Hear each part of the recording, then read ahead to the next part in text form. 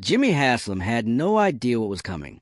When calls from multiple AFC teams started pouring in about Shedeur Sanders, the Browns owner was reportedly stunned, not just by the volume, but by what it said about his team. Sanders hadn't played a meaningful snap, yet rival executives were treating him like a potential franchise savior. The real kicker? Cleveland's own coaching staff seemed more determined to bury Sanders than develop him. That disconnect, insiders say, traces back to a growing power struggle, one rooted in Stefanski's insistence on running his system with Dillon Gabriel, whose performance has nosedived, while ignoring a player his boss clearly believes in. If you're into the real story and all the messy twists they don't show on highlight reels, go ahead and subscribe. And if you're sticking around to see how this Browns QB chaos plays out, you should definitely be subscribed. Now, with Sanders suddenly viewed around the league as a rising star despite his bench status, the Browns face a crossroads.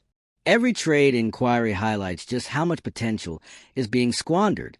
Haslam's next move, either backing his quarterback or backing his coach, could define the future of the franchise.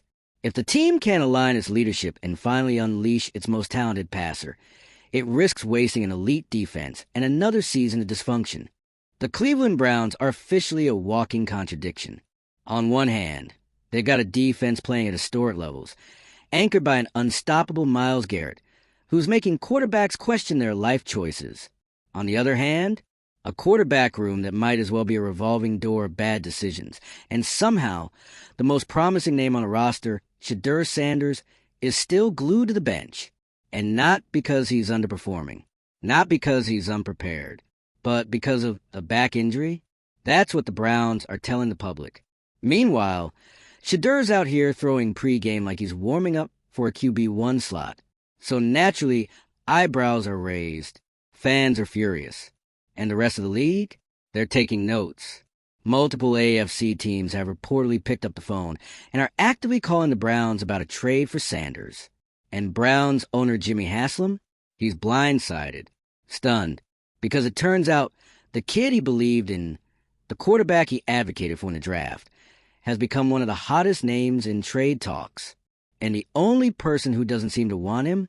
The head coach, Kevin Stefanski. Now we got an internal power struggle on our hands, and the clock's ticking. Let's back up. Shedeur Sanders wasn't just some random rookie. He was handpicked by Haslam, who saw franchise potential. And it wasn't a solo opinion. His college tape spoke for itself. He's mobile, smart, poised in the pocket, and brings a level of charisma and leadership you don't usually find in mid-round picks. Teams around the league saw it. Scouts saw it. Haslam saw it. But Stefanski? Not interested. Instead, the Browns have rolled with Dillon Gabriel, Stefanski's guy, a so-called system quarterback who's putting up numbers that are, frankly, embarrassing. An 18 QBR across 4 games? That's not just bad, it's franchise-tanking bad. The kind of stat line that turns playoff potential into off-season regret. And yet, Stefanski stands by him. No amount of defensive brilliance has been enough to carry Gabriel's inefficiency. Opposing teams barely have to break a sweat. Just play, keep away from Garrett, and let the offense beat itself. Which it does. Repeatedly. The irony here is brutal. The Browns' defense is playing at a level that could carry them deep into January. But the quarterback position is dragging everything down like an anchor.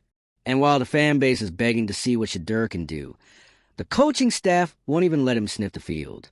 Instead, we get vague injury updates about a mysterious back issue. One that somehow doesn't prevent Sanders from throwing in warm-ups. One that conveniently shows up right as the QB room starts to crumble. One that, let's be real, sounds more strategic than medical. And that's where things get messy. Because now, it's not just about football. It's about ego, control, power. Stefanski didn't pick Sanders. Haslam did.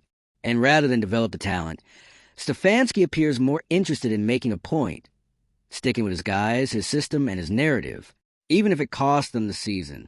This is the kind of organizational dysfunction that derails teams. When internal politics take priority over winning. When personal vendettas override common sense. And now, with trade offers coming in from other AFC teams. Yes, Within the conference, Haslam is forced to face the reality that his coach may be sabotaging a valuable asset just to keep control of the locker room. Teams like the Raiders are circling. They're watching the Browns waste elite talent on defense, undercut their own potential, and keep a promising rookie in the shadows. And they're ready to make a move. They see what Shedeur brings to the table, and they're not afraid to give him a shot. Meanwhile, Haslam's sitting in the owner's suite, watching his investment rot on the bench, while the phone rings with offers. And here's the twist. He didn't even know this much interest was out there. The league sees the value. Other teams are willing to risk something for Sanders. But in Cleveland, he can't even get reps. So now it's decision time. The trade deadline is looming. The Browns are heading into their bye week. The perfect moment for a reset, a shakeup, or a full-on intervention. Will Haslam pull rank and force Stefanski's hand? Will he demand that Sanders start after the break, potentially salvaging the season with a move that many believe is overdue? Or will he stay hands-off and let Stefanski continue steering the ship toward mediocrity? Because make no mistake, if nothing changes, that's exactly where they're headed. This isn't just about one season. It's about direction, culture, leadership. If Shedeur Sanders walks out Cleveland, either through a trade or from lack of development, it'll be another chapter in the Browns' long history of squandering talent. A reminder that no matter how good your defense is, no matter how much potential you stockpile, it doesn't mean a thing if the decision-makers can't get out of their own way. The most frustrating part? The Browns don't need a miracle. They just need competence. They need a quarterback who won't implode under pressure, who can keep the offense on schedule, who can give their elite defense a chance to win games. And the answer might already be on the roster, sitting on the bench, watching, waiting, and fully healthy. If you believe your own eyes over the injury report, Stefanski's stubbornness is now front and center. The same loyalty that got him praise during the team's last playoff run is now becoming a liability. It's one thing to trust your system. It's another to refuse to adapt when it's clearly not working. At some point, it's not about scheme. It's about accountability. And the NFL doesn't wait. Other teams won't. If the Browns don't act, someone else will. And once Sanders is gone, the regret will be instant. Because no matter how it's spun, no matter what story the coaching staff tries to sell, the league's interest in Shedeur is the ultimate reality check. Talent doesn't stay hidden for long. The Browns can either embrace that fact and adjust, or keep lying to themselves and watching playoff hopes burn to the ground. The bye week is a fork in the road. The game against the Jets could be the launching pad, or the nail in the coffin. It all depends on who's willing to make the hard call. Haslam has a chance to show that ownership can still mean something in Cleveland, that he didn't draft Shedeur Sanders just for headlines, but because he believed in his future. And if he doesn't, if Stefanski wins this internal standoff and Gabriel stays under center, then buckle up, Browns fans, because it's going to be a long, painful ride through another wasted season. Drop your thoughts in the comments. Should Haslam step in and force Stefanski to play Shedeur, or is it too late to fix this mess? Don't forget to like, subscribe, and share this video if you're just as exhausted by the Browns' endless self-sabotage. Let's talk about it. Here's the thing. This isn't just some minor coaching disagreement or an isolated depth chart issue. This is a kind of internal dysfunction that breaks locker rooms, turns promising seasons into documentaries about what could have been, and fast-tracks coaches out the door. Kevin Stefanski is no stranger to pressure. He's been a grown-up in the room ever since taking over Browns. But the way he's handled this situation, it reeks of control issues, protecting his system at all costs. He's doubling down on a quarterback who's objectively underperforming, while letting one of the most intriguing prospects in recent years rot away under the excuse of a questionable injury. It's not like Sanders was tossed into the draft with zero buzz. His game at Colorado was watched by millions. He brought eyes, energy, and leadership under intense media pressure. NFL teams remember that. And even as a fifth-round pick, Sanders' value, not just because of what he might be, but because of what Cleveland clearly isn't letting him be. So when teams like the Raiders come calling, it's not a fluke. That's not just smoke. It's the league letting Cleveland know, if you don't want him, we'll take him, and we'll actually use him. Now, imagine being Jimmy Haslam, sitting up in that owner's box. You've staked your reputation, at least partly, on believing in Shedeur. You pushed for him. You saw the future. And now you're watching a head coach you've entrusted with the keys to the franchise treat your guy like he doesn't exist, while the phone won't stop ringing with teams offering to take him off your hands. That's not just awkward, that's a power crisis. Because what's really happening here is Stefanski drawing a line in the sand. This isn't just about Gabriel versus Sanders. This is about authority. Stefanski is saying, I decide who plays, not the front office. And if Haslam lets that slide, it's a public signal that the coaching staff runs the show, even when they're running it straight into the ground. Let's talk numbers again, because they don't lie. Dylan Gabriel's 18 QBR? That's not just low. It's lowest in the league territory. We're talking historically bad decisions, drive-killing mistakes, an offense that stalls out harder than a car with no gas. No touchdowns in back-to-back games. Red zone efficiency barely exists. And this is happening with one of the best defenses in the NFL, bailing them out week after week. It's demoralizing, not just for the fans, but for the locker room. Defensive players are out there putting on masterclasses, forcing turnovers, creating pressure, flipping the field. And they look back at the offense and see 3-and-outs, misreads, and zero adjustments. You can only carry dead weight for so long before resentment sets in. You think Myles Garrett's happy about this? You think Nick Chubb, if healthy, wouldn't be asking why the guy throwing the ball can't complete a pass past 10 yards? There's a silent fracture forming between the coaching staff and the rest of the building, the personnel department, which scouted Sanders and gave him that 5th-round call, the ownership, which invested emotionally and reputationally, and now the players, who are watching game film every week and seeing missed opportunities stacking up because one man refuses to bend. And let's not ignore the fans. Cleveland fans have been through it.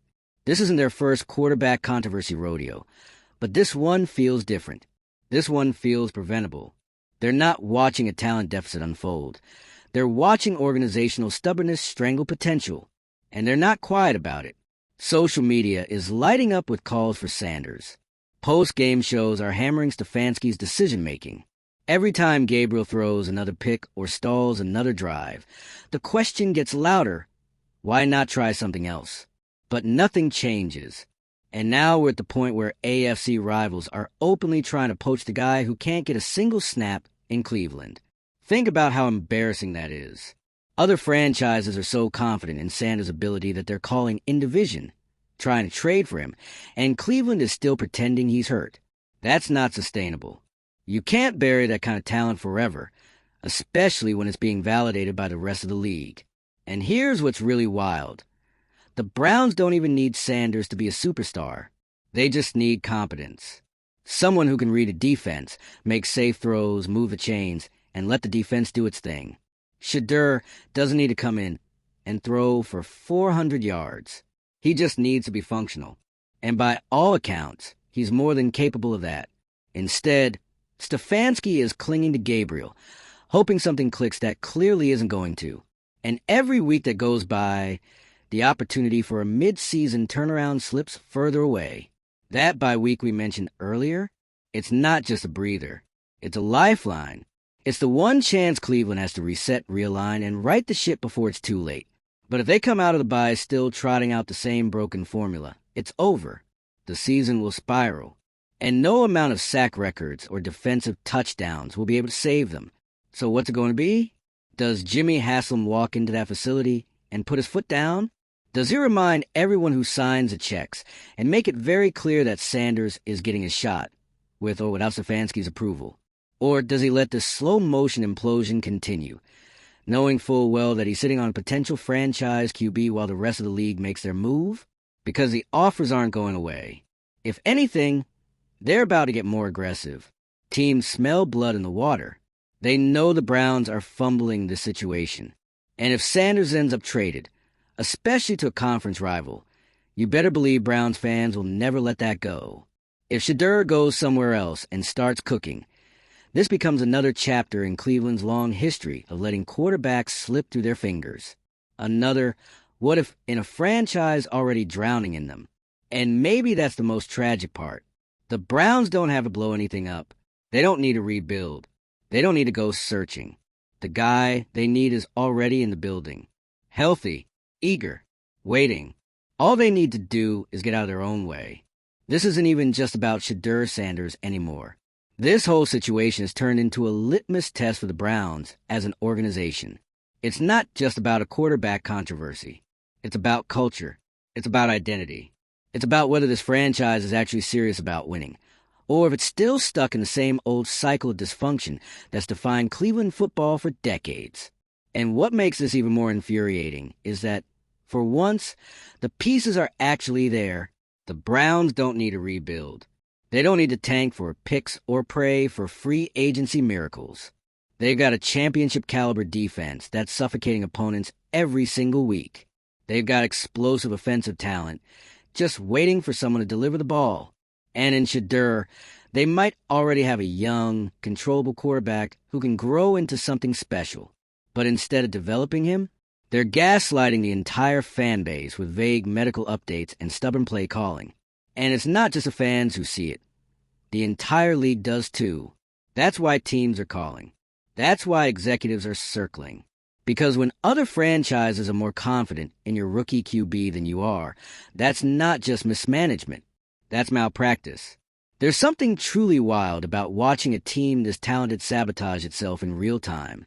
It's like watching a luxury sports car drive straight into a ditch, not because it ran out of gas, but because the driver refused to turn the wheel. And Kevin Stefanski? He's gripping that wheel with white knuckles. At this point, you have to ask, what exactly is Stefanski so afraid of? Is it losing control of the locker room? Is it being proven wrong? Because let's be clear, if Shedeur steps onto that field and plays well, it's an indictment of everything Stefanski's done up to this point. It makes the excuses look flimsy. It makes the system quarterback loyalty look foolish. It exposes the fact that this entire offense has been designed to protect the ego of a coach rather than to win football games. And that's the real danger here. If it turns out that this whole time, Sanders could have been the spark this offense needed, then Stefanski isn't just wrong, he's replaceable. Suddenly, the front office and ownership have all the justification they need to start asking hard questions about control, about direction, about leadership. But here's the catch. It might already be too late. The trade deadline is looming, and these offers are coming in now. Teams aren't going to wait forever. If the Browns don't act soon, if they don't either commit to Sanders or explore his value while they can, they're going to get stuck in no man's land. Too afraid to play him, too stubborn to trade him, and too broken to win without him. That is the absolute worst-case scenario. And it's exactly where they're headed if something doesn't give. Meanwhile, Shedeur Sanders is doing what he's always done. Keeping his head down, staying quiet, letting the drama swirl around him. That's the part that makes this even more painful. He's not out here demanding a trade. He's not creating a scene. He's just waiting for the opportunity he earned, while teams across the league scream that he's ready. And yes, this is also a huge moment for Jimmy Haslam. Because for all the heat owners take, and let's be real, Haslam has taken plenty, this is a moment where he could actually change the narrative. He could step in and course correct. He could say, no, this isn't acceptable. We are not going to waste another year. We are not going to waste this defense. And we are definitely not going to sit on a talented quarterback while we spiral out of playoff contention. That would take guts. It would ruffle feathers. But it might be the exact kind of jolt this organization needs. Because right now, the Browns are playing scared, playing political, playing small. And the AFC doesn't wait around for you to figure it out. Teams like the Ravens and the Chiefs and the Dolphins, they're not wondering which quarterback to play. They're out here stacking wins, clinching playoff spots, and laughing at teams like Cleveland who can't get out of their own way. So here's the situation. You got a coach who's all in on a quarterback, putting up numbers that would make a backup blush. You got an owner who bet big on a rookie quarterback and is now watching other teams try to steal him. You got a defense playing at a generational level, screaming for help. You got trade offers flooding in. You've got a fan base ready to riot. And you've got time. But not much. That by week is the final window. The last moment to either pivot take control of the narrative and salvage the season, or continue doubling down on failure. Because make no mistake, sticking with Gabriel after the bye sends one clear message. Winning is not the priority. Keeping the status quo is. And let's be real, if that happens, this team's going to unravel. Maybe not immediately, but definitely before the season ends. Players notice. Veterans, especially, know when a coaching staff is making decisions that don't align with performance. And nothing kills morale faster than knowing your best chance of win is sitting on the bench because of ego. So, if you're in that locker room, you're watching, you're waiting, you're hoping anyone, steps up and makes the call that turns this thing around. Because you've seen what Shedeur can do. Everyone has. And you know what this team could be with even a competent offense, let alone a dynamic one. But every day that passes, that window gets smaller, the season gets shorter, and the opportunity gets dimmer. So again, what now? Does Haslam step up? Or does he blink? Does Stefanski dig in? Or does he finally admit that his guy isn't getting it done? Does Shedeur get shot in Cleveland? Or somewhere else? There's no more room for spin. No more vague back injury updates. No more pretending the offense is just one play away. We've seen the tape. We've seen the results. We've seen the offers. It's decision time. And whatever the Browns choose to do next, it's to define the rest of their season and possibly the next several years. So sound off in the comments. Should the Browns finally bench Gabriel and start Shedeur Sanders after the bye? Do you think Stefanski's holding the team back on purpose? Or is he just too locked into his own system to see what's obvious to everyone else? If you're tired of the excuses, if you believe it's time for change, hit that like button, subscribe to the channel, and share this video with every Browns fan who knows they deserve better. Because this franchise is standing at a crossroads, and they've only got one chance to get it right.